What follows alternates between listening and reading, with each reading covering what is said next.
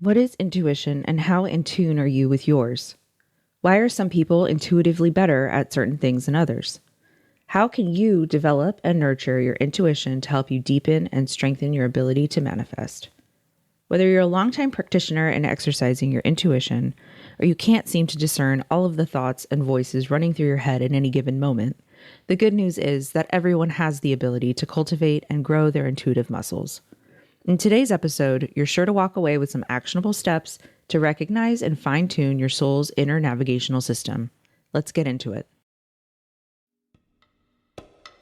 Welcome, wisdom seekers, to the Gathering Wisdom podcast, Knowledge for the New Paradigm, with me, your host, Robin in the Wild. We're living through some truly transformational times, and if you're anything like me, you're craving ways to cultivate a more conscious and soul-driven life. Join me weekly as we explore a rich tapestry of topics, ranging from mindfulness magic, the science behind the woo, tips for sustainable living, and so much more. Together, we can illuminate the path to a brighter future and guide each other to a more empowered, resilient, and juicy life, one episode at a time. Thanks for joining me again for another Pearl of Wisdom. This week, we're talking about intuition, your inner GPS. And to be honest, probably one of the most important skills you could learn to cultivate for self-sufficiency and success, however you want to define that.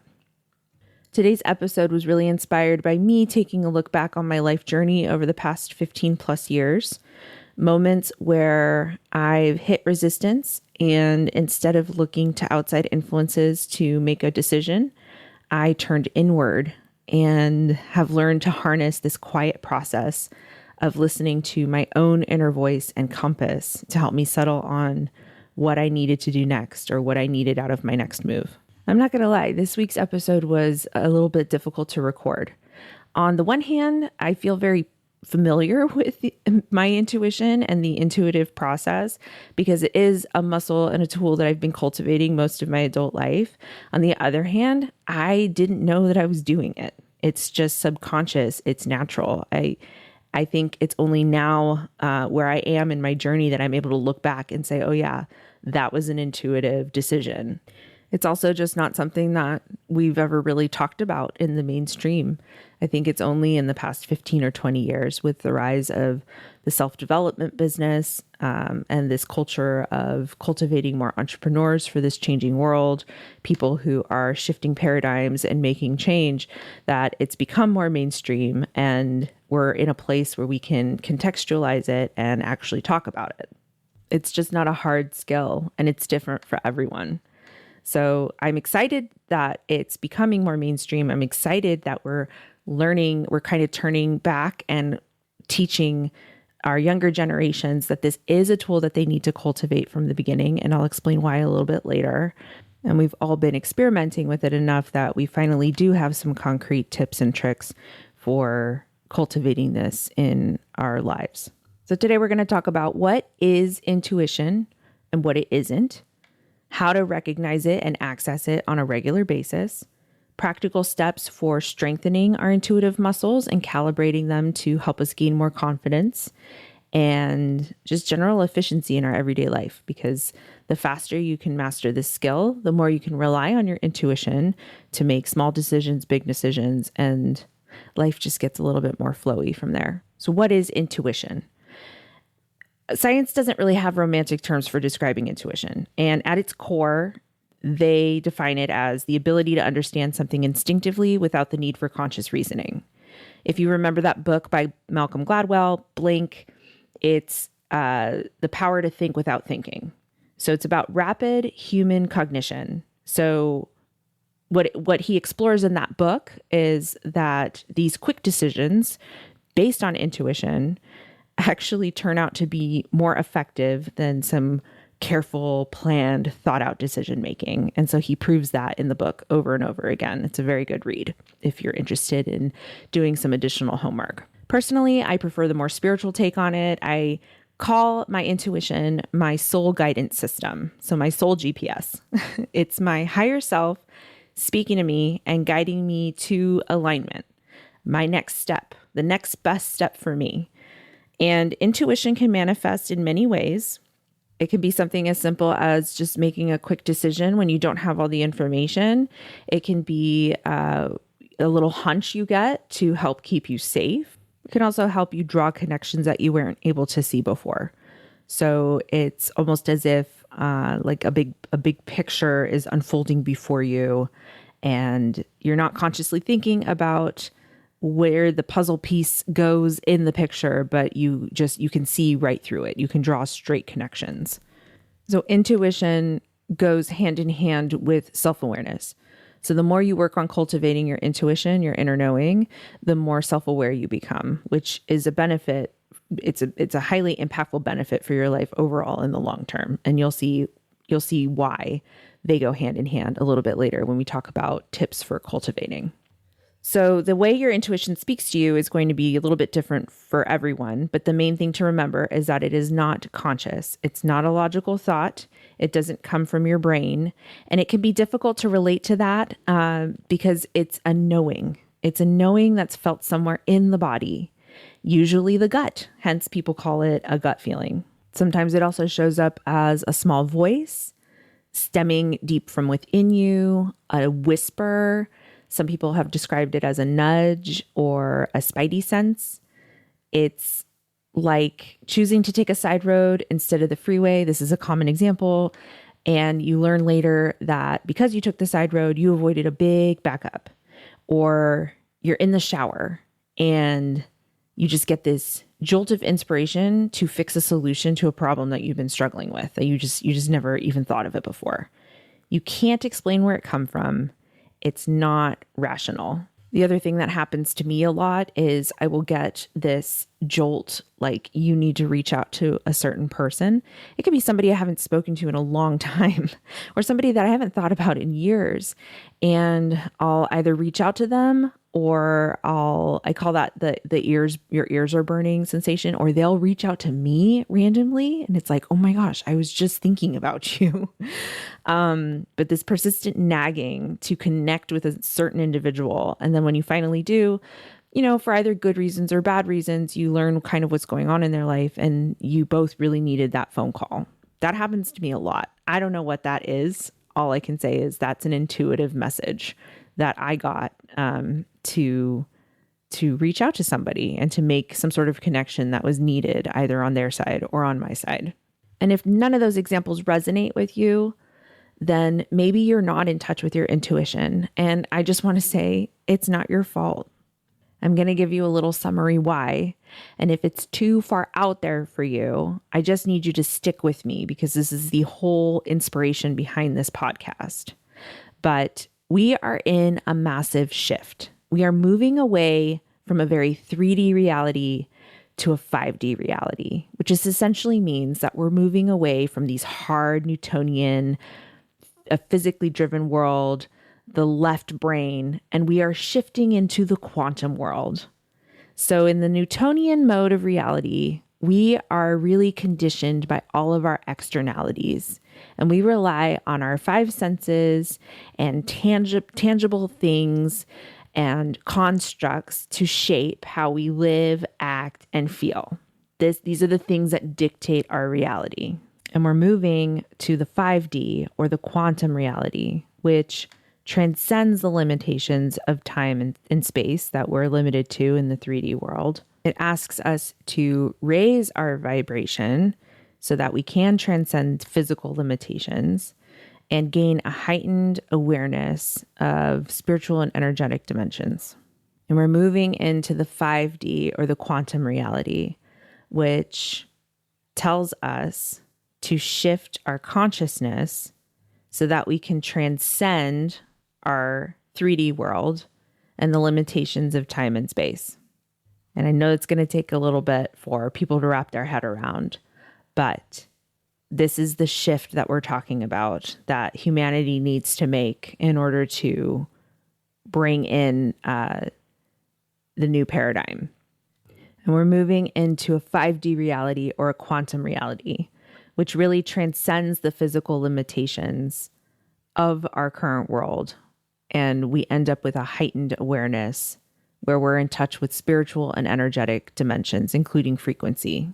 In the 5D, we're going to start to see more highly intuitive and deeply connected spiritual people who are just have a higher inner guidance than people who have not transcended from 3D to 5D. Those who are awakening are learning to craft and embrace the emotion or sensation first so that they can become the vibrational match to what they want to feel or attract.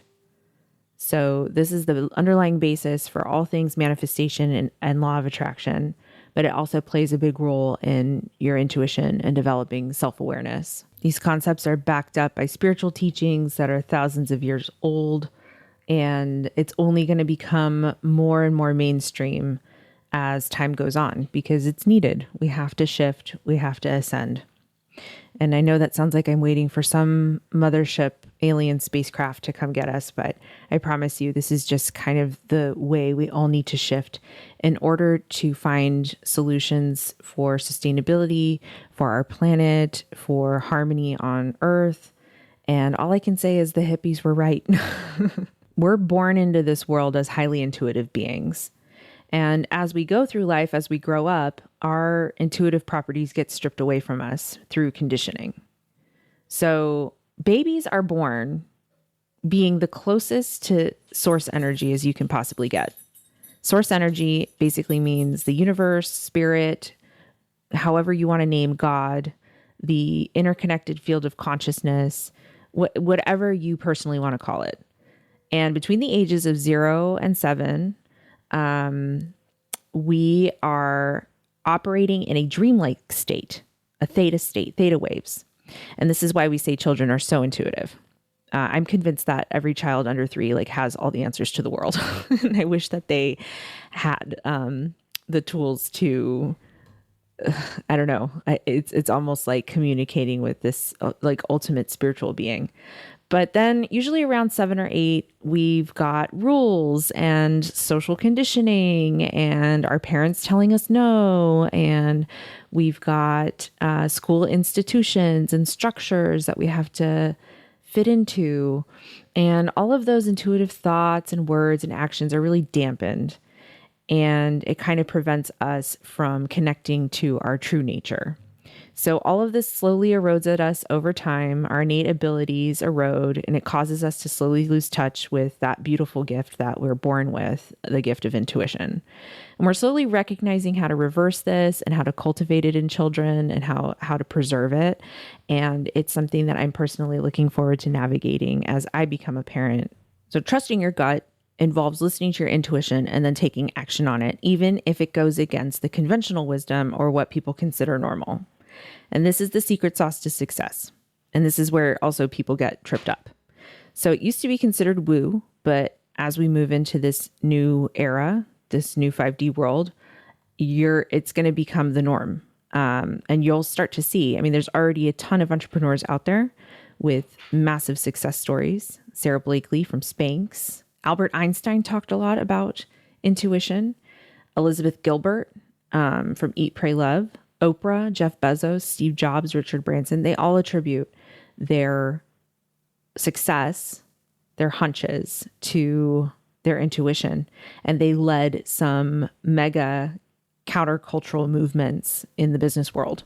They made harnessing their intuition their craft, and it proved them successful time and time again, making them also resilient to factors like fear and bias and social pressure and our favorite little thing that we like to call ego. So ego is not necessarily a bad thing, but ego does shape your mental process. So if intuition is the simple ability to understand something instinctively, then your ego is your innate sense of self-importance or self-esteem, which is dictated by external factors like your environment, your society, your cultural values. Intuition is subconscious, and your ego is conscious. It's a conscious process, and it's based on personal biases, desires, and it can cloud your judgment and prevent you from seeing things objectively. So it's important to learn how to separate you from your ego. And when you learn how to do that and tune into your inner knowing and tune out the ego, you become supernatural because you can get a perspective of this big picture for yourself with just a slight bit of information. And this is very important for being able to call in new opportunity and to manifest. Okay, so that's a quick summary of what intuition is and what it isn't. And now let's talk about some practical tips for accessing it on a regular basis, because as with anything, it takes practice. You can cultivate an intuition workout routine with any of these tips and tricks that we're going to talk about. And my recommendation is set 10 minutes a day towards cultivating this muscle. So the number one thing is going to be quieting the mind. This can be through meditation, spending time in nature, journaling, breath work, unplugged time, like completely, not even just away from your phone, like turn all the music off. If you're someone who likes to do chores with the TV on, step away from the TV, cut TV out for a few days if you can. You're going to want to just surround yourself with quiet. And this is going to involve being alone with your thoughts, which might be scary for some people. But you're going to want to limit the distraction so that you can start to tune in. The next tip is paying attention to your body. So if you aren't already familiar with a body scan exercise, implementing at least one of those throughout your day can help you recognize any weird physical sensations like butterflies or nervousness or tight chest or non-relaxed shoulders. And, releasing all of that tension can be very helpful in just helping you reach a calm, relaxed state so that you can better tune into your inner voice. Likewise, you like going along with turning off the technology, practicing mindfulness. So just being very present in whatever action that you're doing in the moment and observing whatever thoughts or feelings that come up without judgment. So if you are someone who likes to cook with music, turn the music off and just notice the spatula in your hand as you're cooking your food and the sizzle on the stove and the aromatics and, do things with intention. If you're folding laundry, feel the fabric between your fingers and the process of doing that and just remaining present in these little actions throughout your day helps you better categorize, observe your thoughts, and then let them go. When I haven't heard that little voice in a while, I like to get creative. So you can stimulate your creative juices by doodling, or I personally like to organize and rearrange things. You can pull out all of your craft supplies and see where that takes you. You can take a class, you can dance, just something to get that energy flowing. And what this does is this helps cultivate the mind, body, spirit connection. And when you're in a creative flow, it really helps that voice come out a little bit more easily. And that's where some creative solutions can also come from. As you start to slow down and spend more time with your thoughts, you'll also start to just naturally notice some recurring patterns. So situations where your intuition was right in the past. And we're going to talk about this later, but you're going to want to start to take note of those situations, either in a journal or in a note in your phone. And then the last tip I have for accessing your inner GPS is to spend time alone. Because the part of getting quiet is also learning to recognize what's your energy and what's not your energy. And when we're around people all day, we've got these really chaotic environments, especially if you live in a city, it can be difficult to distinguish what energy belongs to you and what rubbed off on you from others. An example of this is you wake up on the right side of the bed and your significant other wakes up on the wrong side of the bed. And you were all on track to have a really great positive day, but somehow their energy just kind of put a damper on how you're feeling. And if you learn how to recognize, hey, they're just having a bad day, it does not need to affect me, you can not only counteract it in yourself, but you can also probably help improve their day because you're able to recognize like, hey, it seems like you're a little off today. Is there anything I can do to make it feel better? And this is all in the process of just helping each other raise your frequency so that you can continue to tune into the inner knowing and attract the things that you actually want. So one more plug for meditation. I'm a big proponent of meditation. I want you to think of your brain like your computer or an internet browser that starts running laggy. And at some point, you've got to clear out all the cookies, all the things following you, block all the pop-ups, clear your cache and your search history. You have to start fresh. You build up this superficial stress throughout the day, whether you realize it or not. There's just all these tiny little stressors. It's just a product of the world that we live in. There's so many things dinging at us, commanding our attention. And this is just becoming more and more prevalent. Neuroscientists are just like having a field day, telling us that just the pure need to de-stress and unplug. So the best method really for clearing all that out is to meditate. And meditation doesn't necessarily, I know there's so many people who say, I can't meditate. I've tried everything. I just can't sit still long enough. It doesn't necessarily have to mean that. The whole goal of meditation is to allow these thoughts to pop into your head and then to let them go so that you can clear them out. It's not to get a clear brain. It's not to sit in the quiet. Like, I remember I struggled so much saying, like, did I get it? Was I there? And there's so many different types of meditation. You just have to find a method that works for you. I guarantee you'll find one. There's so many different ways and styles to meditate because, again, the only goal is just to notice the thought and let it go. It's not necessary to clear out your brain. It's just by doing that, you're interrupting the neural pathways so that you can dissipate this residual stress buildup from throughout your day. So you can try walking meditation, guided meditation. I personally use a mantra-based meditation, and they say like 20 minutes a day is really all it takes. And if you have to break that up into a couple of different sessions, that's okay too. But I wholeheartedly believe that people who say they can't meditate, they just haven't found the right method. And it's so important to clear out that garbage because you carry it whether you realize it or not. And we all have this ability to get quiet. And it's just going to be so critical to master moving forward. It's going to be a pillar for our mental health. Like anything else, cultivating this intuition is a practice. So it's a muscle. You got to take it to the gym. You got to train it. You have to nurture it. You have to take care of it.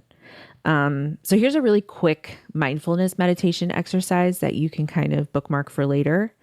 And all you're going to do is set aside 3 to 5 minutes throughout your day so that you can focus on your breath. I personally like to I close my eyes, I take a couple of deep breaths, and I listen to the sounds.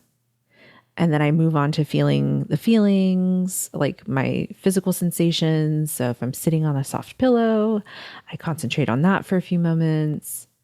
And then I move to my breath.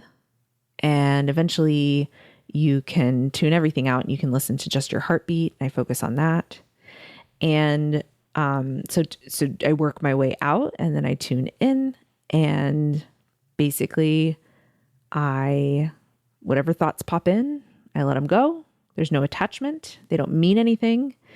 And I sit in this state for about 5 minutes, a couple of times a day. And this just helps clear out the cookies. So that is a quick exercise that you can try. It's very low stakes. I promise it won't hurt you. You just have to try. So here are some ways to help strengthen your intuition. Keep track in a journal. So any hunch you get, idea, lightning bolt, spark, nudge, put it in a note in your phone. Better yet, keep a physical journal. It's fun to look back. Also, celebrate and acknowledge when your intuition led to a positive result. And what that does, celebrating those little wins, no matter how tiny, just it helps. It's literally creating a new neural pathway in your brain so that you can continue, because it's all about pattern recognition and establishing new patterns. So celebrating the success draws a stronger connection in your brain, and it'll help you repeat the action over again. Taking small steps. So start playing with your intuition in very low stakes situations. So I love to do this when I'm walking around town by myself. I really love solo travel. I like to just wander. And I seem to walk away from those little solo adventures with the best experiences. I remember being in Denver for a street block party concert to see one of my favorite bands. And I don't know, I just like walked up to a vendor booth, and then the security guard happened to be chatting with the vendor. I have no idea if they were friends or what. And the security guard threw me VIP passes that basically got me into like all these different food tents, and I didn't have to pay for food the entire day. It was awesome. And I got like this little viewing section where I can see all these cool bands, and it was just like, it was a fun day. And I never would have known. My intuition just kind of like led me there. And Denver's a great place to do that. They have got these bars. I don't even remember where we were, but at the bottom of your receipt at the bars, they literally tell you where to go next, and they give you a coupon for like a free drink or a discounted drink for the next place. So we wandered into a bar and I think ordered a drink, and then we ended up at the next place because the receipt led us there, and it was just a magical day. You meet so many people and you're in and out of different energies, and it's cool. It's a funky place. Okay, I digress. Pattern interruption and challenging negative self-talk. So if you start to have some negative thoughts arise or doubts, then replace those with some affirmations, talking really nice things about your inner guidance. I am intuitive. I honor and I follow my intuition. I am wise. I am aligned.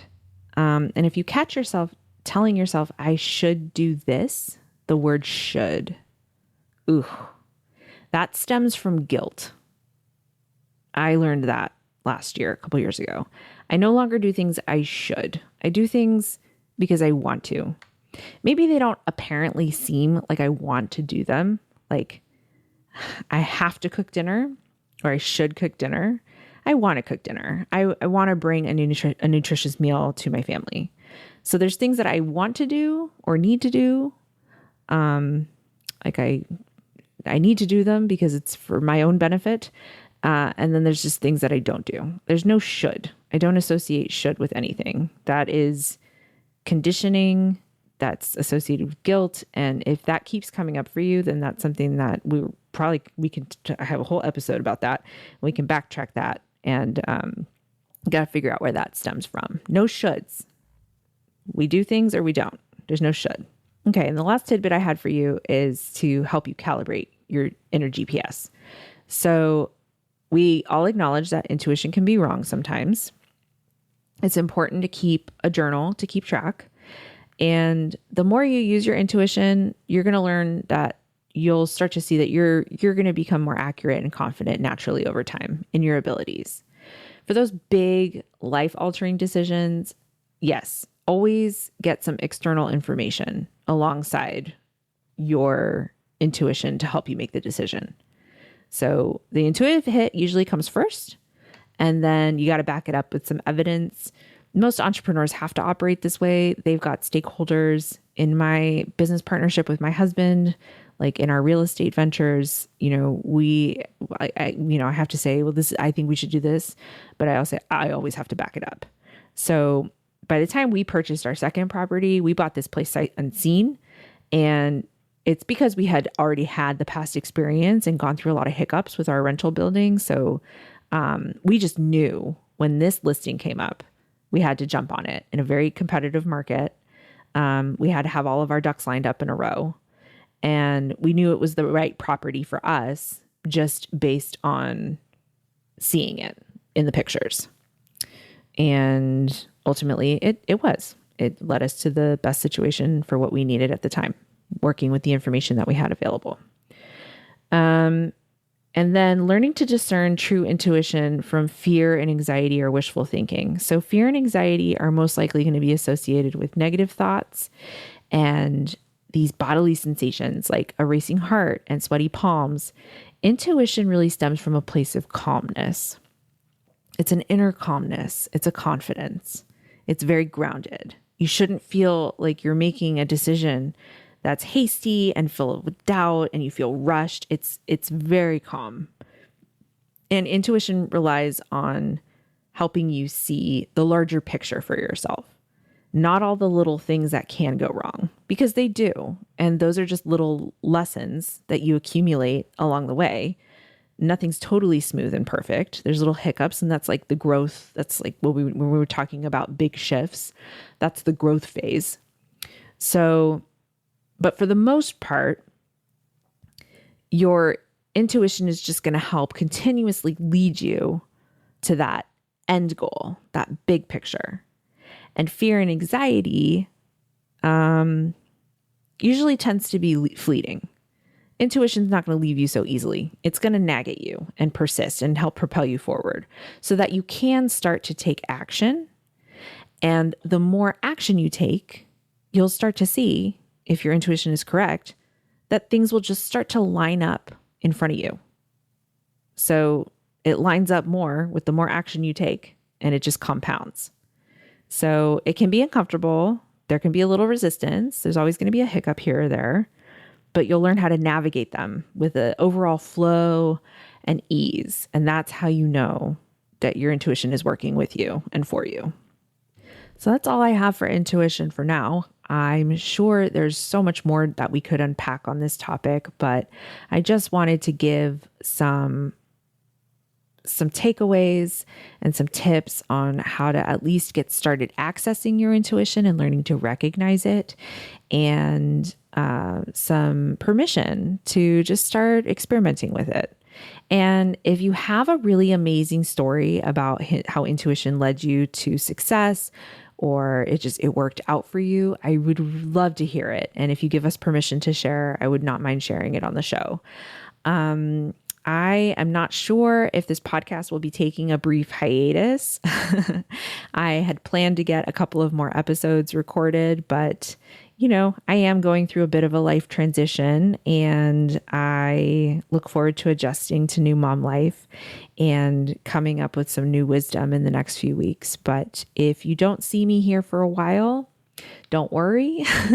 It's just because I didn't get to pre-record any episodes for you because we're just starting out. But as always, I thank you for tuning in, and I thank you all for the support, and I'm looking forward to the next topic. Thank you for joining me. If this week's topic resonated with you, you can help keep the wisdom flowing by following and sharing with a loved one or fellow seeker. If there's a topic you'd like me to explore or to be a guest on Gathering Wisdom, feel free to reach me at hey@robininthewild.com. Until next time, stay curious.